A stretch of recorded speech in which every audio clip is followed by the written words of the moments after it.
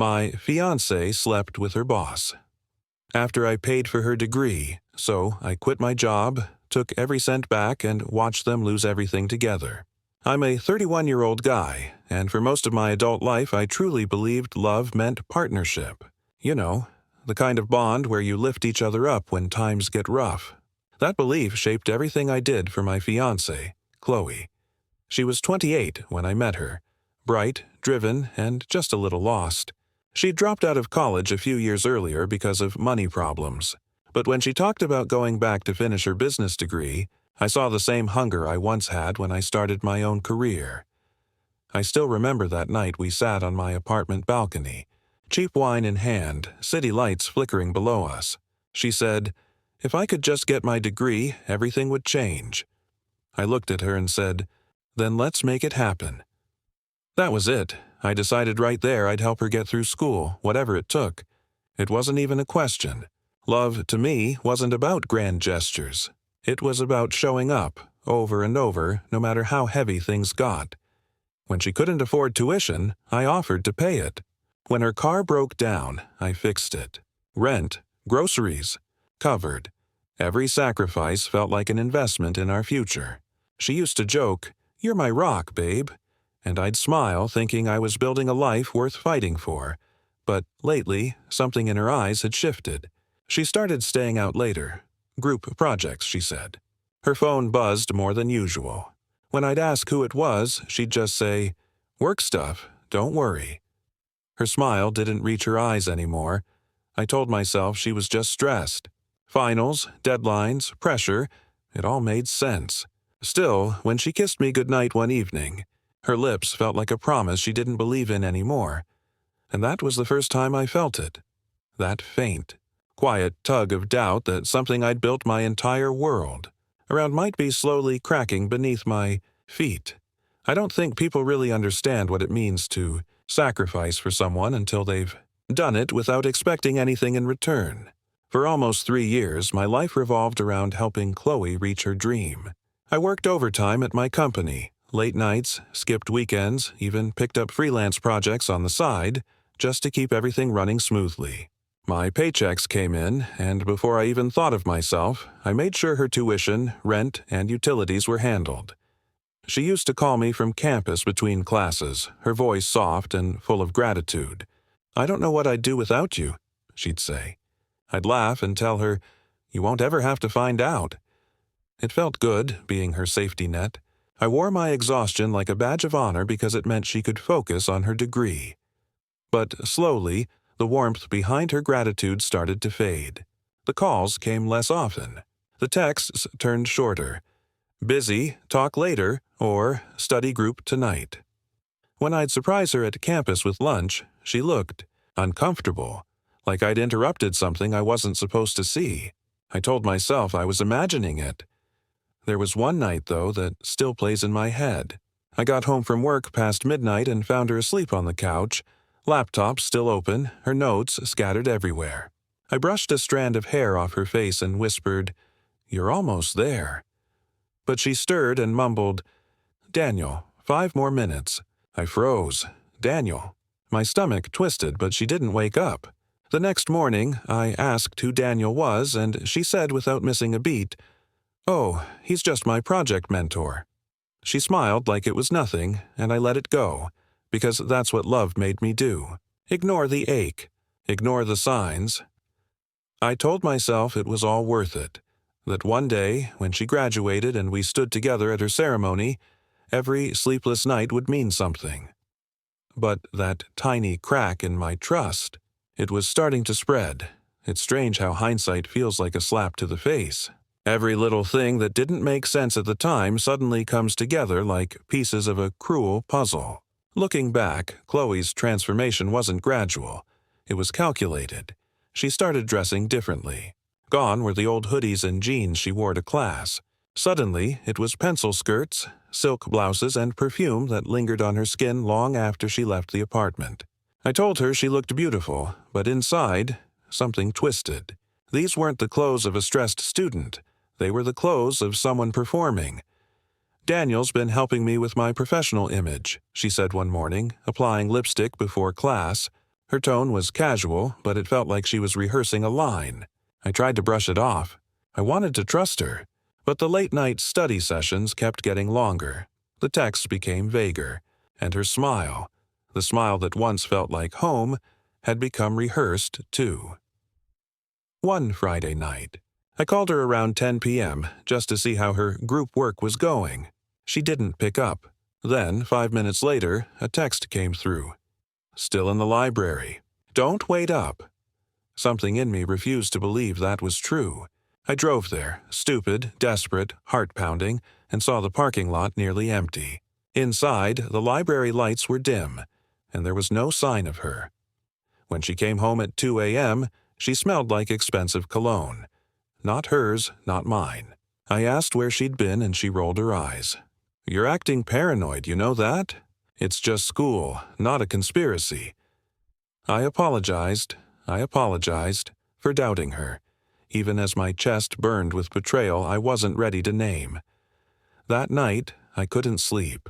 I stared at the ceiling, wondering how something so good could start feeling so foreign. Her laughter from the next room, muffled through the door, didn't sound like Chloe anymore. It sounded like someone I didn't know, someone who'd already left me in her mind. And deep down, I think I knew.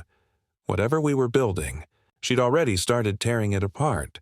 The night everything fell apart started out like any other. I had just come home from another grueling double shift, the kind of day that leaves your body sore and your mind half numb. Chloe was supposedly at a company dinner to celebrate the end of her internship semester. I remember thinking she deserved it. She'd worked hard, and I was proud of her, despite the growing distance between us. But when she got home that night, something was off. Her hair was tousled in a way that didn't match the windy night, her blouse buttoned wrong, perfume stronger than usual, and beneath it, faintly, cologne, a scent I'd never worn. I tried to ignore it, tried to bury my instincts under layers of rationalization.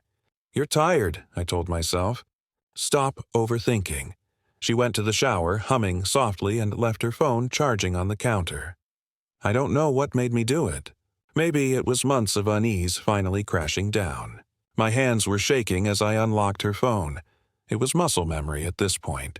She never changed her passcode. The first thing I saw were messages from Daniel, work mentor. My breath hitched. I scrolled, and each line felt like a knife. Last night was perfect. Can't stop thinking about you. He still has no idea, does he? Nope, he's too sweet. It's almost sad, almost sad. Almost sad, the room spun. My chest felt hollow, my pulse roaring in my ears. Every word blurred, but I kept reading. Pictures, plans, hotel reservations. They'd been together for months. All those late study nights, all those company dinners. It had all been a lie.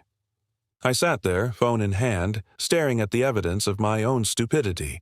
The woman I built my life around had been laughing behind my back with her boss, using my sacrifices to fund their secret romance. When she came out of the shower, wrapped in a towel, she smiled at me. You okay? I forced a nod, every muscle in my body trembling. Yeah, I said quietly, just tired. But inside, something inside me had snapped. Not in anger, yet, but in realization. The man who believed love was partnership had just discovered he was financing his own betrayal. After that night, something inside me went cold. I didn't scream, didn't confront her, didn't break anything. I just shut down. Maybe it was shock, or maybe I was too exhausted to feel anything beyond quiet disbelief.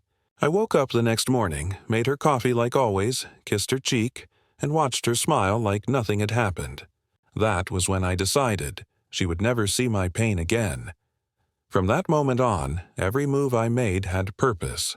While she laughed on the phone with study partners, I was backing up her messages to my laptop, saving photos, receipts, every shred of proof. I went through our finances and realized how deeply she'd entangled me into her web.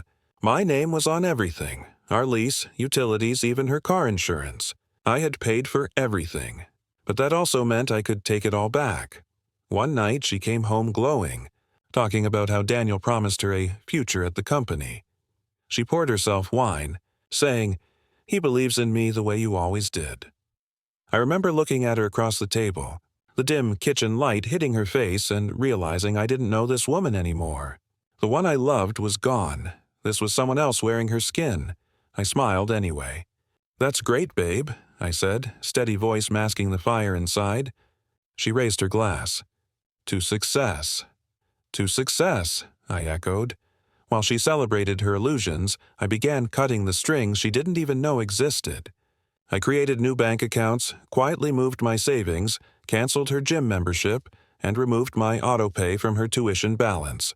I let her keep living in comfort, never realizing the ground beneath her was crumbling. She thought she was winning. She thought I was still the same naive man who believed in her dream. But the truth, I wasn't her partner anymore. I was her reckoning, waiting, patient, and deliberate. The universe has a dark sense of humor sometimes. About 2 weeks after I found out about Chloe and Daniel, I walked into a company-wide meeting at my firm. Our manager stood in front of the projector, all smiles, announcing, "We've officially merged with Stratfield Solutions." The room erupted in polite applause until I saw the logo flash on the screen. My stomach dropped. Stratfield Solutions was Daniel's company. For a few seconds, I couldn't breathe. Every muscle in my body went rigid. Daniel, the man sleeping with my fiancée, was now part of the same leadership circle I worked under. The man I'd been funding through my own salary was about to become my superior. Fate didn't just twist the knife, it turned it slowly. When the meeting ended, I sat at my desk, fingers trembling, pretending to type while my mind raced. This changed everything. I wasn't just a betrayed fiancé anymore. I had access to information, systems, networks. I could ruin him professionally without even leaving fingerprints. That afternoon, I received an internal memo. Cross-department onboarding next week. Please welcome Daniel Clark, Regional Director. His name on the company header made bile rise in my throat. I stared at it for a long time, then a calm, sinister thought crossed my mind. She has no idea I know. He has no idea I work here, but soon they both will. That night, Chloe came home humming again, scrolling through her phone, a faint smile playing on her lips. I asked casually, "How's Daniel doing?" She froze for half a second, too short for most to notice, but long enough for me to catch it. "He's good," she said, her voice too smooth. "Busy, like always." "Yeah," I said softly, forcing a smirk. "I bet." When she went to bed, I sat in the living room under the pale light of my laptop screen, drafting a plan. No shouting, no begging, no messy confrontation. This wasn't about heartbreak anymore. It was about strategy. The game had changed, and now I was finally playing to win. The day Daniel walked into my office, I swear the air itself shifted. He was exactly as I'd pictured. Confident, polished, the kind of guy who mistook charm for character. His handshake was firm, his smile disarming. "I've heard great things about you," he said, completely unaware that the man standing across from him was the fiancé of the woman he'd been sleeping with. "Likewise," I replied, steady voice masking the storm inside me. During the team introductions, I studied him quietly, the way he smirked when he spoke, how every sentence somehow circled back to his leadership or vision. He carried himself like someone who thought the world owed him, and for a while maybe it did, but not for much longer. Later that week, we had our first leadership sync. He stood at the head of the table talking about integrity and team synergy, words that made my stomach churn. My phone buzzed mid-meeting. It was Chloe. "Daniel says the merger might open doors for both of us." I glanced at him across the table, still speaking like a man untouchable by consequence. I typed back, "Sounds promising." That was the moment I knew my revenge wasn't going to be loud, it was going to be surgical. I began studying Daniel's every move. His meetings, his emails, his tone with staff. I learned his patterns like a hunter watching prey. The company had strict anti-fraternization policies. If anyone found out about their affair, it would destroy his career. And mine? My hands would stay spotless. That night I went home and found Chloe waiting in lingerie, pretending like everything between us was perfect. She wrapped her arms around me and whispered, "You've been so quiet lately." I smiled, looking her dead in the eyes, just thinking about the future. She kissed my neck, laughing softly. Our future? I whispered back, something like that. Inside, my heart wasn't racing anymore. It was steady, cold, focused, because soon they'd both realize they'd been sleeping next to their own downfall. From that point on, every day became a silent performance. To Chloe and Daniel, I was still the same dependable guy, stable, predictable, loyal. But behind that mask, I was constructing their collapse piece by piece. Revenge wasn't about rage anymore. It was about precision. I started with the finances. Chloe had no idea how much control I actually had over everything. Our joint account, I began transferring the majority of my salary into a private one. Credit cards under my name, canceled one by one. Subscriptions, utilities, insurance, slowly disconnected. I even set up a fake auto payment notification to keep her from noticing the missing funds. She was too busy studying late and taking business calls to pay attention. At work, I became Daniel's model employee. I volunteered for his projects, asked questions in meetings, even praised his ideas in front of management. I wanted him comfortable, confident enough to let his guard down. Behind the scenes, I documented everything. His inappropriate text to Chloe sent from his company phone, photos of them together during work events, even timestamps that proved she was using his corporate account to message him during work hours. HR goldmine. One afternoon, I caught him whispering on a call near the break room. His voice was low, tense. "No, you can't keep calling me here. Do you want to get us both fired?" I stepped around the corner, smiling politely.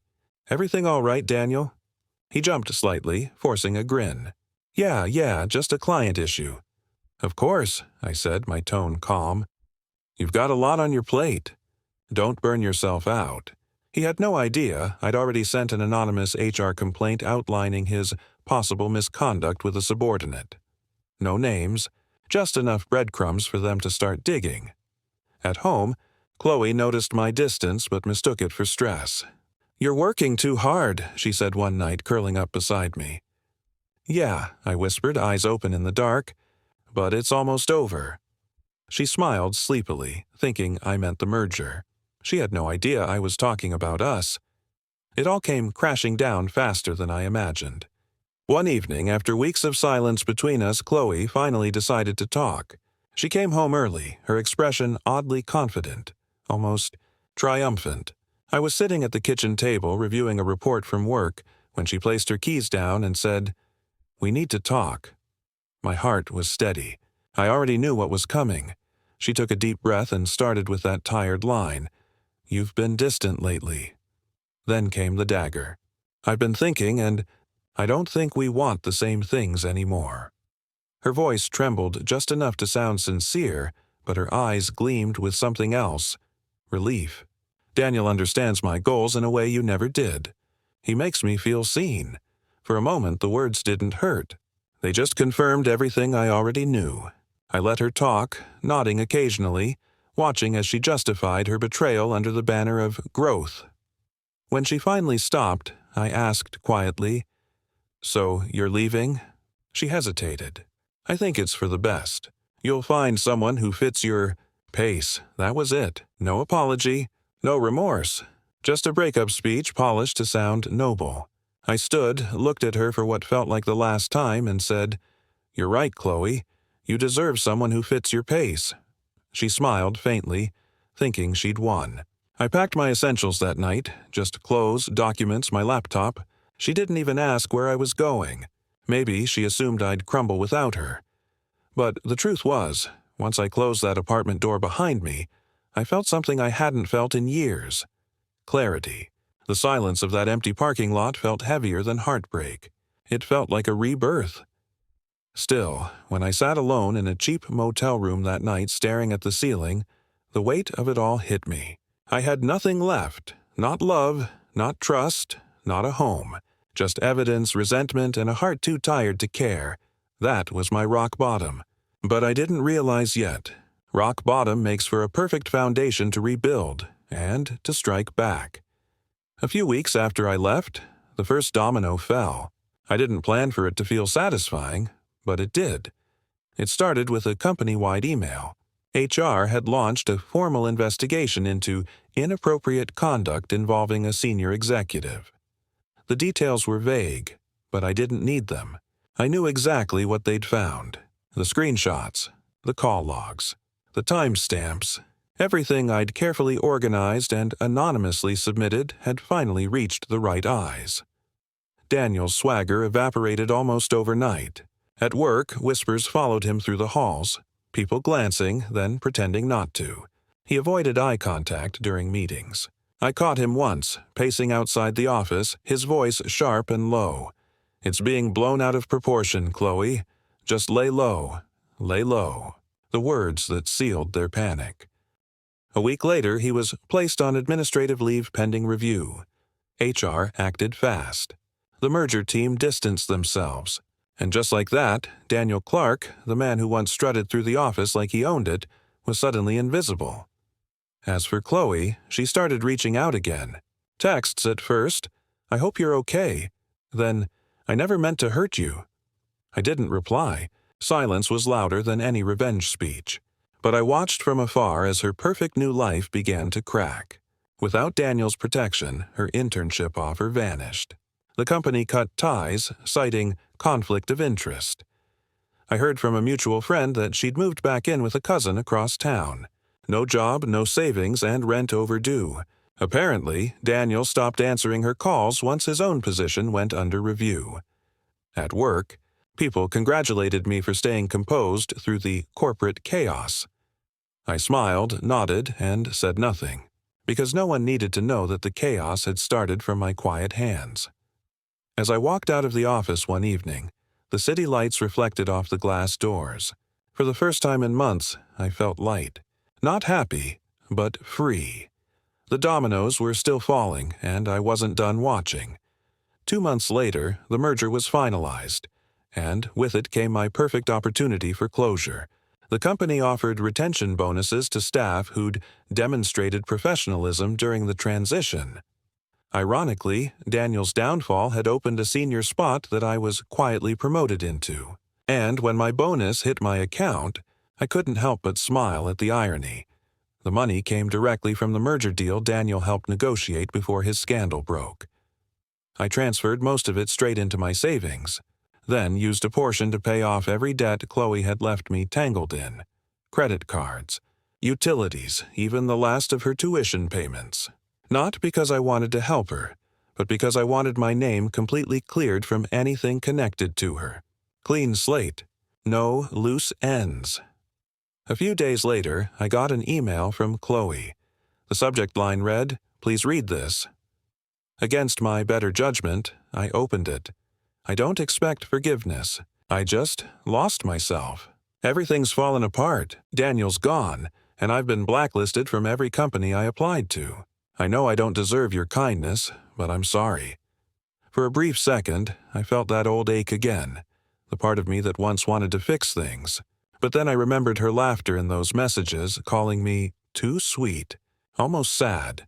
That version of me was dead, so instead of replying, I logged into our old joint account, one she'd forgotten existed, and withdrew the last remaining balance. It wasn't much, maybe a few thousand, but it felt symbolic. I moved it into my business account and closed the joint one permanently. That night, I sat in my new apartment, quiet, small, but mine. I raised a glass of whiskey to the dim city skyline and whispered, "Here's to clean endings." For once, the silence didn't feel empty. It felt earned. But part of me knew this wasn't truly the end yet. I still had one message left to deliver, the kind that couldn't be ignored. A few weeks later, I ran into Chloe one last time. It wasn't planned. I was at a small cafe near my new office, my sanctuary, the kind of place where no one knew me or my past. I'd just ordered coffee when I heard a voice behind me, fragile and uncertain. "Mark?" I turned. She looked nothing like the woman I once loved. The confidence was gone, replaced by exhaustion. Dark circles under her eyes, hands fidgeting with a chipped phone case. For a moment, I almost pitied her. Almost. She smiled weakly. "I heard about your promotion. Congratulations." Thanks, I said, calm, polite, the same way I'd talk to a stranger. She hesitated. I just wanted to say I'm sorry. For everything. I thought I was chasing something better, but I just ended up losing everything. Her eyes watered, but the guilt didn't move me. I nodded, slowly. You didn't lose everything, Chloe. You just learned what it cost to use someone who would have given you the world. She bit her lip, trembling. Do you ever think you could forgive me? I looked at her for a long second, then said softly, I already did. The moment I stopped caring. That silence afterward, it wasn't angry or awkward. It was final. I walked past her, coffee in hand, and stepped out into the sunlight. The city felt different now, warmer, freer. For the first time, I wasn't haunted by what I'd lost, but grateful for what I'd escaped. In my head, I replayed everything. The years of sacrifice, betrayal, revenge, and realized it wasn't about getting even anymore. It was about reclaiming control over my life. Love had made me blind, but betrayal had sharpened my sight. I used to think closure came from confrontation. Now I know it comes from walking away without looking back. As I disappeared into the crowd, I whispered under my breath, You built your future on lies. Chloe, I just made sure it collapsed. And for the first time in years, the peace that followed didn't feel empty. It felt earned.